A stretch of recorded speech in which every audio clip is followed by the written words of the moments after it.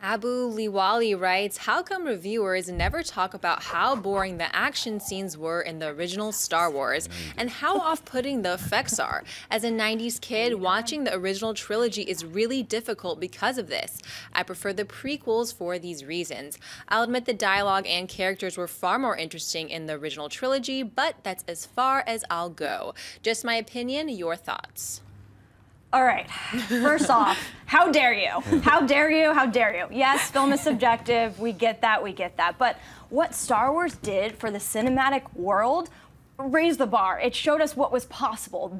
They were so ahead of their time. I mean, for you to not understand that, fine, that's okay. Like, we get that people that are born a little later, you know, have this love for the prequels, which I don't even consider part of the trilogy. But it's just for what it did for film and characters and just the rich worlds they created before our eyes. I mean, that literally, it's mimicked throughout history now, throughout film history. So I have a couple Star Wars addicts like myself to the right of me. I think they probably have their own 2 cents. Tiffany, why don't you start?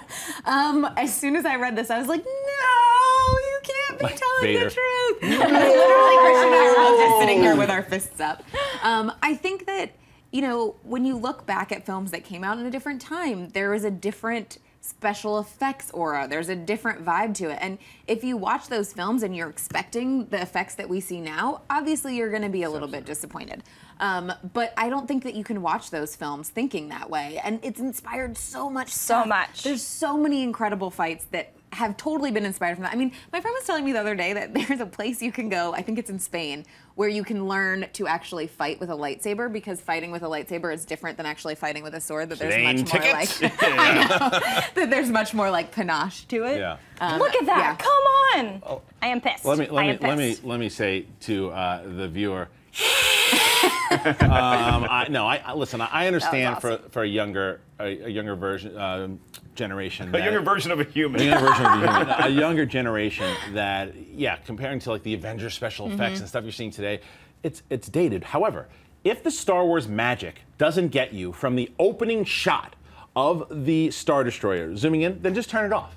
Because you're not, because if you start nitpicking Star Wars from this, when Luke is swinging with Leia on it, and you're not wrapped up in the princess fairy tale and the space opera, then it just doesn't. It's not for you, and you're going to start nitpicking it. You can't do that with a great movie like Episode 4, and you want to talk. You think Episode 5 is dated? Come on. If the floating Texan overture doesn't get you with the magic, I don't understand. So. Yeah, I have a couple of problems with this email as well.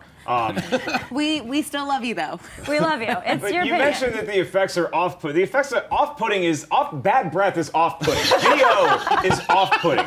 If you don't like the effects because they don't look realistic enough for you, then I apologize. What I actually do like about the Star Wars effects and the fact they still hold up today is that it's not like all this crazy CGI stuff that you see today, where it's actually hard to keep track of what's going on in the action scene. I kind of like the fact that the Millennium Falcon is trying to get away from 2 TIE fighters, and you can see what's happening in outer space. And then the fact that you spot us that the original trilogy has better characters and dialogue. No. I'll spot you that. That's what a movie is. Jar Jar? That's the movie. Henceforth, you will be known as Darth Ellis. I get a little heated. Thank you. But you know what? Look, I was a kid once too, and I went through that phase where I didn't like a movie unless the special effects looked realistic enough. So like, I didn't like Alien 3 at all because it looked so fake. Right. Then you get up and you realize, oh, Alien 3 was also a bad movie, you know? But now in my head I can separate the fact from, oh, that didn't look as realistic as I would have wanted it to, but I can still get involved in the story and the dialogue. Well, that's what I'm saying though, because like with you with Alien 3 is that you're watching and I'm just not into this movie, so you start picking it apart.